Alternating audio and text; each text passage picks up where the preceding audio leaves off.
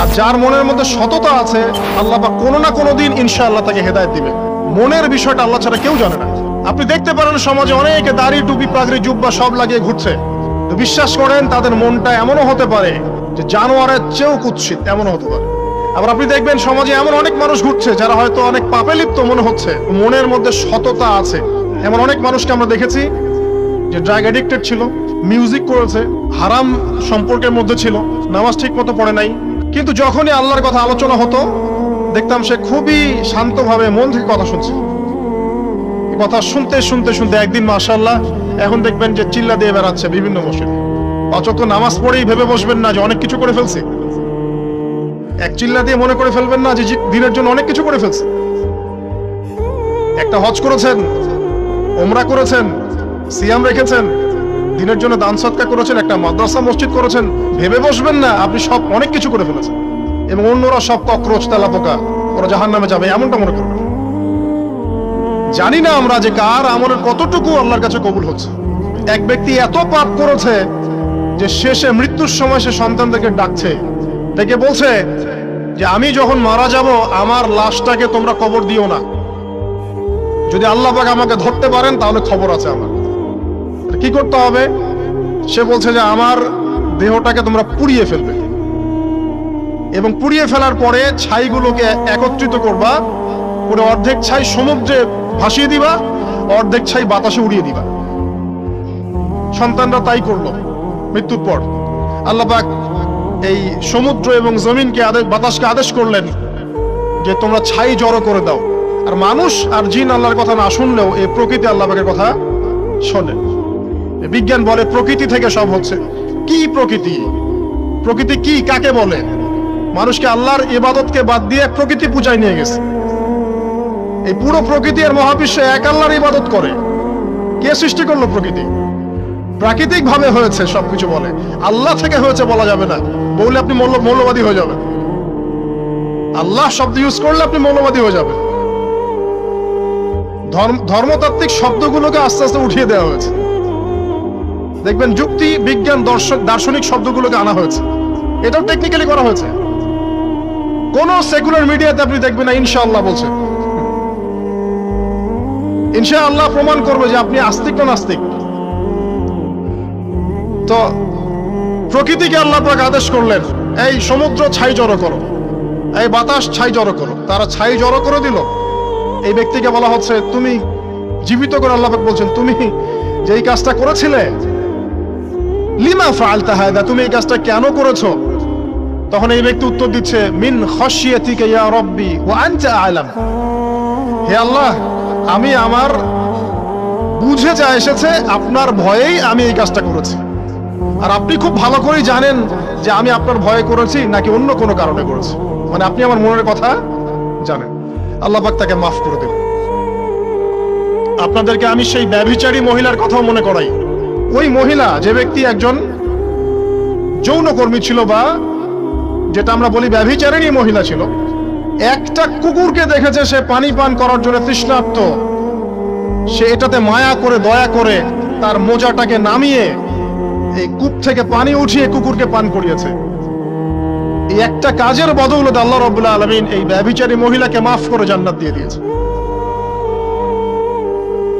হাদিসে এটাও এসেছে, নবী সাল্লাল্লাহু আলাইহি ওয়াসাল্লাম বলেছেন ইরহামু মান ফিল আরদ, তোমরা সবাই জমিনবাসীর প্রতি রহম করো। জমিনে মুসলিমই থাকতে হবে, তাদের প্রতি রহম করতে হবে এমন নয়, জমিনবাসী যারাই আছে সবার প্রতি রহম করো, জাতি, ধর্ম, বর্ণ নির্বিশেষে। এমনকি পশু পাখির প্রতিও দয়া করো। ইরহামু মান ফিল আরদ, জমিনে যারা আছে সবার প্রতি রহম করো। ইয়ারহামুকুম মান ফিস সামা, যিনি আসমানে আছেন তিনি তোমাদের প্রতি রহম করবেন ইনশাআল্লাহ। ইসলাম এই কথাগুলো বলেছে 1400 বছর আগে।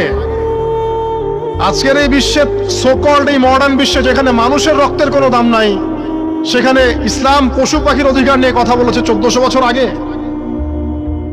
কাদেরকে কি শিখাতে আসেন? কোরআন এবং সুন্নাহর বাইরে অভ্রান্ত সত্যের কোনো উৎস আছে? এখানে যা আছে তাই চূড়ান্ত। মানতে চাইলে মানেন, না মানতে চাইলে জাহান্নামে যান। কেউ তো বাধ্য করছে না। লাকুম দীনুকুম ওয়ালিয়া দীন। আল্লাহ পাকের রহমত দেখেন। আরেকটা ঘটনা আছে এমন, একটা বিড়ালকে বেঁধে রেখেছিল এক মহিলা, খাবার দেয় নাই, কষ্ট দিয়েছে। একটা বিড়ালকে খাবার না দিয়ে কষ্ট দেওয়ার কারণে এই মহিলাকে আল্লাহ পাক জাহান্নামে পাঠিয়েছে। এরকম কত ঘটনা আছে, এই ঘটনাগুলো হাদিসের পাতায় বর্ণিত আছে। কোরআনে কি বলছে দেখো, কোরআনের আমি কয়েকটা পয়েন্ট আপনাদেরকে খালি বলছি, এটা নিয়ে আমি সকালে ভাবছিলাম। আল্লাহ পাক আদম আলাইহিস সালামকে সৃষ্টি করেছেন আমরা সবাই জানি, কিন্তু আল্লাহ পাক সূরা সাদের মধ্যে বলছেন ইবলিসকে, হে ইবলিস তোমাকে কিসে বারণ করলো আদমকে সিজদা করতে, যে আদমকে আমি নিজের হাত দিয়ে সৃষ্টি করেছি।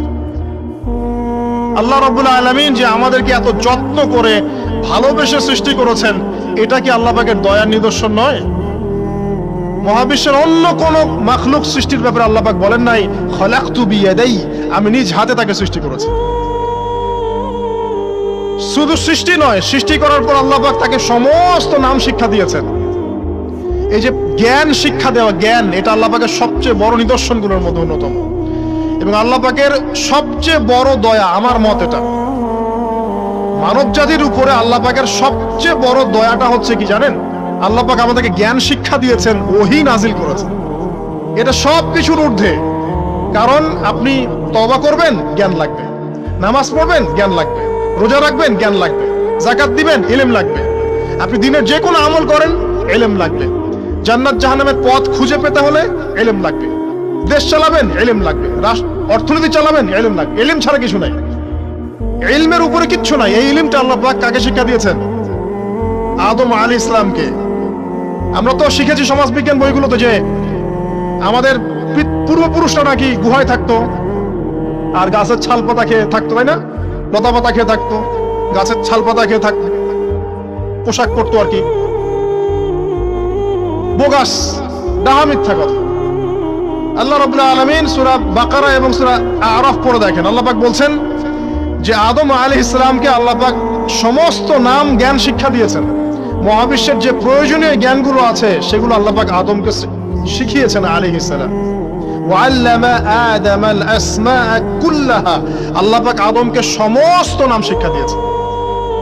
আমাদের পিতা মাতারা মূর্খ ছিলেন না, তারা সৃষ্টি থেকেই জ্ঞানী ছিলেন। আদম আলাইহিস সালামের পারমাণবিক বোম বানানোর কোনো প্রয়োজন ছিল না, ছিল? বানান নাই। আপনার মধ্যে এই জ্ঞানটা আসছে কিভাবে? বাই ডিএনএ আপনি জ্ঞান পাচ্ছেন, কারণ আমরা আদম সন্তান। অনেক জ্ঞান আমাদের ভিতরেই আছে, এগুলো চর্চার মধ্য দিয়ে, গবেষণার মধ্য দিয়ে প্রস্ফুটিত হয় মাত্র। জ্ঞান ভিতরে আছে আমাদের, আমাদের পিতাকে জ্ঞানী করে পাঠানো হয়েছে। এই জ্ঞান শিক্ষা দেওয়াটা হচ্ছে আল্লাহ পাকের সবচেয়ে বড় দয়াগুলোর মধ্যে একটা। রহম করেছেন। শুধু তাই নয়, আদম আলাইহিস সালামকে এমন জ্ঞান শিক্ষা দিয়েছেন যে জ্ঞান ফেরেশতারা পর্যন্ত জানতো না। এটা কি দয়া নয়? এটা কি আদম সন্তানের প্রতি ভালোবাসা নয়? তারপরে সেজদা করিয়েছেন। মহাবিশ্বে অন্য কাউকে কি সেজদা করানো হয়েছে? কোরআনে কি এমন কোন দলিল আছে যে আদম আলাইহিস সালাম ছাড়া অন্য কাউকে সব ফেরেশতারা সেজদা করেছেন? আছে? তাহলে এই যে সম্মান দেয় আল্লাহর পক্ষ থেকে, সম্মান কিসের ভিত্তিতে? সম্মান শারীরিক ক্ষমতার ভিত্তিতে? সম্মানটা কি কারণে? জ্ঞানের কারণে, ইলমের কারণে, জ্ঞানের কারণে সম্মান। এই সম্মান দেওয়াটা কি আল্লাহ পাকের রহমত এবং দয়ার নিদর্শন নয়? অতএব সম্মান পেতে হলে, আল্লাহর রহমত পেতে হলে সেই জ্ঞানের চর্চায় আবার ফিরে আসতে হবে। আপনি যদি আজও সেই ওহীর জ্ঞানের চর্চা করেন, আল্লাহ পাক এই পৃথিবীবাসীর বুকের মধ্যে আপনার জন্য সম্মান পয়দা করে দিবেন ইনশাআল্লাহ। দেখেন, ওই সেই জ্ঞানী যদি আপনি এখনো চর্চা করেন, আজও আপনি সম্মানিত হবেন ইনশাআল্লাহ। ব্যক্তির চর্চা করলে ব্যক্তি সম্মানিত হবে, একটা পরিবার চর্চা করলে ওই পরিবার সম্মানিত হবে, একটা সমাজ যদি চর্চা করে সেই ওহীর জ্ঞান, ওই সমাজ সম্মানিত হবে। একটা দেশে যদি আপনি ওই ওহীভিত্তিক জ্ঞান ছড়িয়ে দেন, পুরো দেশকে আল্লাহ পাক সম্মানিত করবে ইনশাআল্লাহ, পুরো জাতিকে সম্মানিত করবে ইনশাআল্লাহ। আরো সামনে যান, এই যে আদম এবং হাওয়া আলাইহিস সালাম গাছের কাছে চলে গেলেন, ফল খেয়ে ফেললেন, কারণ আমরা আদম সন্তান, ভুল করি। আল্লাহ পাকের সাথে সাথেই বহিষ্কার করে দিয়েছেন? না, আল্লাহ পাক তওবা করার জন্য কালিমা শিখিয়ে দিয়েছেন। সুবহানাল্লাহ, তাদের কালিমা জানা ছিল না। আল্লাহ পাক বলছেন ফাতালাক্কা আদম মির রাব্বিহি কালিমাত, আল্লাহ পাকের কাছ থেকে আদম আলাইহিস সালাম কিছু বাক্য শিখে নিলেন, যেই বাক্য দিয়ে ফাতাবা আলাই, সে আল্লাহর কাছে তওবা করল। কোন সেই বাক্য? সূরা আরাফে আছে, রব্বানা যালামনা আনফুসানা ওয়া ইল্লাম তাগফির লানা ওয়া তারহামনা লানাকুনান্না মিনাল খাসিরিন। এই দোয়া কে শিখিয়ে দিয়েছে? আল্লাহ। এই তওবার বাক্য যে শিখিয়ে দেয়, এটা কি দয়ার পরিচয় নয়? আমরা আল্লাহর কাছে ফিরে যাব, তওবা করব, ইস্তেগফার করব, এই জ্ঞানটা শিখিয়ে দেয়া কি আল্লাহ পাকের দয়ার পরিচয় নয়? তাহলে আমরা কিভাবে ক্ষমা চাইতাম? কিভাবে ক্ষমা চাইলে আল্লাহ পাক সমস্ত গুনাহ মাফ করবেন, এই পদ্ধতিগুলো বলে দেয়া কি আল্লাহ পাকের দয়ার পরিচয় নয়? তারপর সামনে যান, পৃথিবীতে নামিয়ে দিয়ে আল্লাহ পাক ক্ষান্ত হয়ে যাননি। আল্লাহ রাব্বুল আলামিন আসমান থেকে হেদায়েতের গ্রন্থ পাঠিয়েছেন, বলেছেন এই গ্রন্থের মধ্যে যা আছে মেনে চললে তোমরা আবার জান্নাতে ফিরে আসবে ইনশাআল্লাহ। আল্লাহ পাক আদম এবং হাওয়া আলাইহিস সালাম এবং আদম সন্তান সবাইকেই সৃষ্টি করেছেন, উদ্দেশ্য হচ্ছে আল্লাহ পাক আমাদেরকে জান্নাত দিতে চান। আল্লাহ পাক চান যে আমরা যেন জান্নাতে যাই। যদি আমরা জান্নাতে যেতে না পারি পরকালে, একটা কারণে যেতে পারবো না, অনলি একটা কারণ, সেটা হলো আমাদের নিজের দোষে। একটা কারণ, যারা জাহান্নামে যাবে মানুষ এবং জিনদের মধ্যে, নিঃসন্দেহে মহাবিশ্বে তারা ছাড়া জাহান্নামে যাওয়ার উপযুক্ত কেউ ছিল না। ও জাহান্নামে যাওয়ার উপযুক্ত ছিল বলেই আল্লাহ পাক তাকে জাহান্নামে পাঠাবেন। আর যারাই জান্নাতে যাবে প্রত্যেকেই শুধু আমলের বদৌলতে যাবে না, বরং আল্লাহ পাকের রহমতেই যাবে। কেউই তার আমল দিয়ে জান্নাতে যেতে পারবে না। নবী সাল্লাল্লাহু আলাইহি ওয়াসাল্লাম এমন ভাষ্য বলছেন, ইল্লা আনা, আমিও না, ইল্লা বিরহমাতিল্লাহ, আমিও নয়, তবে আল্লাহ পাকের দয়া আমাকে ঘিরে ধরবে। আল্লাহ পাকের রহমত যাদের উপরে বর্ষিত হবে তারাই জান্নাতে যাবে ইনশাআল্লাহ। কে আমল দিয়ে যেতে পারবে না। যত আমলই করি বলা যাবে না এই আমলের বদৌলতে জান্নাতে যেতে পারবো। আল্লাহ পাক দয়া না করলে হবে না। আল্লাহ পাক চান যে আদম সন্তান যেন জান্নাতেই যায়। এই কারণেই সৃষ্টি করা, এই কারণেই আপনার ওহী ভিত্তিক গ্রন্থগুলো পাঠানো, এই কারণে নবী রাসূল পাঠানো, আলেম ওলামা সৃষ্টি করা, মানুষকে সতর্ক করা, হায়াত দেয়া, বারংবার জীবনে চলতে ফিরতে আপনাকে এলান করা হয়, আল্লাহর পথে ফিরে আসেন, আল্লাহর পথে ফিরে আসেন। এলান করা হয় না? বিপদ দিয়ে আপনাকে এলান করা হয় আল্লাহর পক্ষ থেকে। আপনি চলতে পথে হোঁচট খান, আল্লাহ আপনাকে অ্যালার্ম দেন, ফিরে আসো। চলছেন বিপথে, আল্লাহ পাক অ্যালার্ম দেন, ফিরে আসো।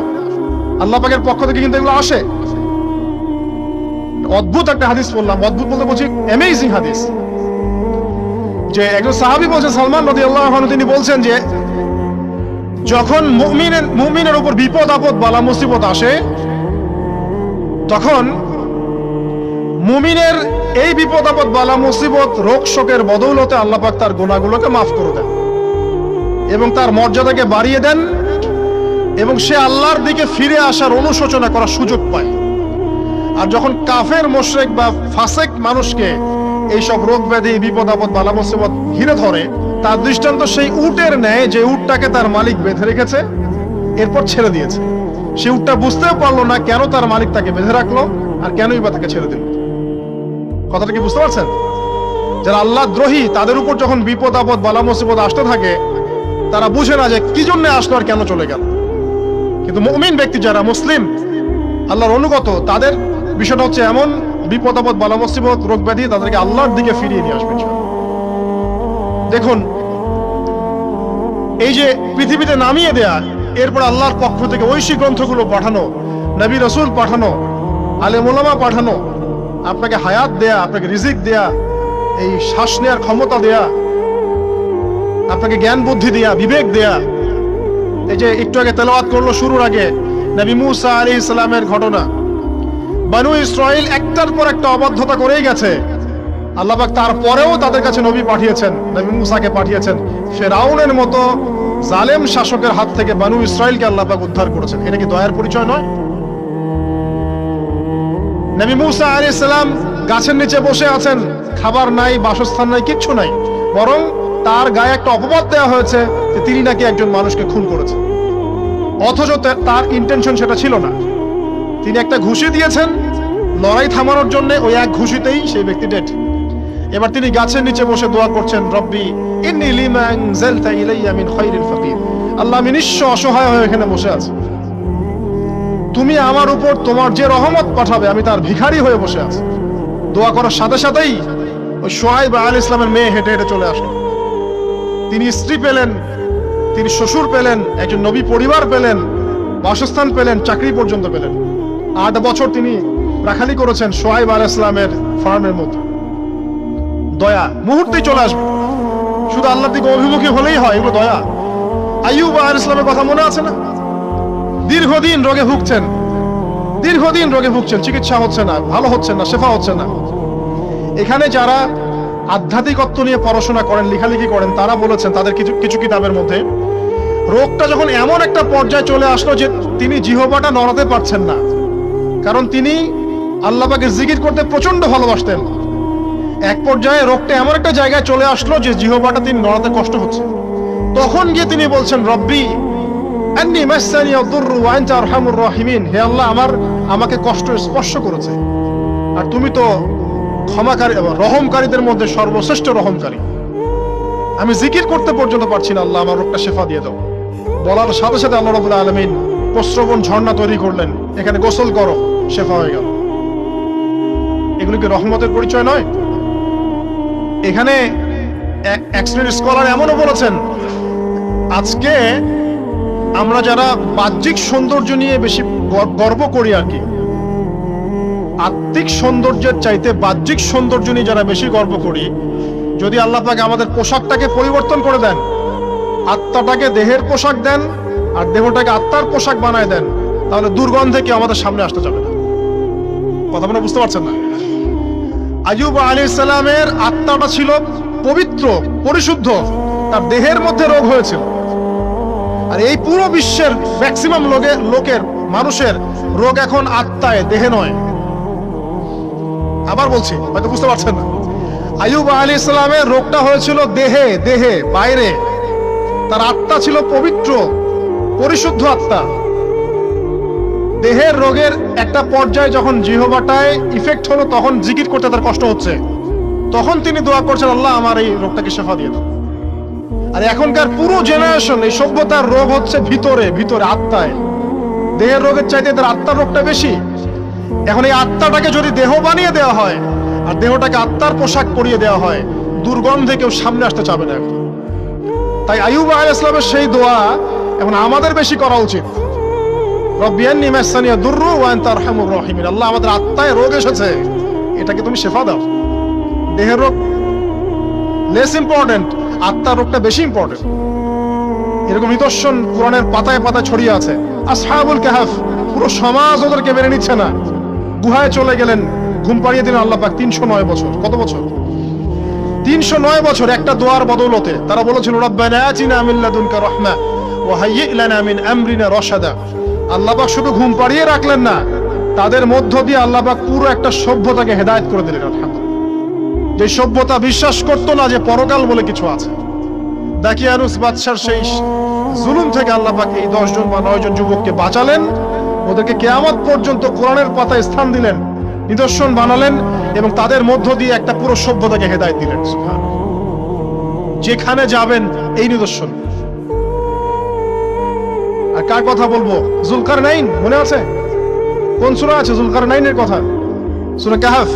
আল্লাহ পাক তাকে এমন রহমত করেছিলেন যে মাশরিক মাগরিব, মানে পূর্ব পশ্চিম পর্যন্ত তাকে রাজত্ব দিয়ে দিয়েছে। আজকে তো আমরা এই সামান্য একটু ক্ষমতা পেলেই আমাদের কেউ চেনে না, গায়ে হাতি দেওয়া যায় না, ঠিক আছে? মানে তখন সে নিজেকে মনে করে যে সে এই পৃথিবীর সবকিছু, বাকি মানুষ আর মানুষ না। ক্ষণস্থায়ী সামান্য একটু ক্ষমতা দিয়ে দেখবেন আমাদের অবস্থা খারাপ। আমাদের এই যে জীবন, আমাদের রিজিক, আমাদের পরিবার, আমাদের সুস্থতা, আমাদের জ্ঞান, আমাদের সমাজ বলেন, রাষ্ট্র, আমাদের অর্থনীতি, এই বিশ্ব, এই সব কিছুই একটা বিষয়কে কেন্দ্র করে টিকে আছে। শুধুমাত্র একটা বিষয়ের সাথে এই পুরো মহাবিশ্ব সম্পর্কিত। আমাদের জীবনের প্রতিটা বিষয় শুধুমাত্র এবং শুধুমাত্র আল্লাহ পাকের রহমতের উপর টিকে আছে।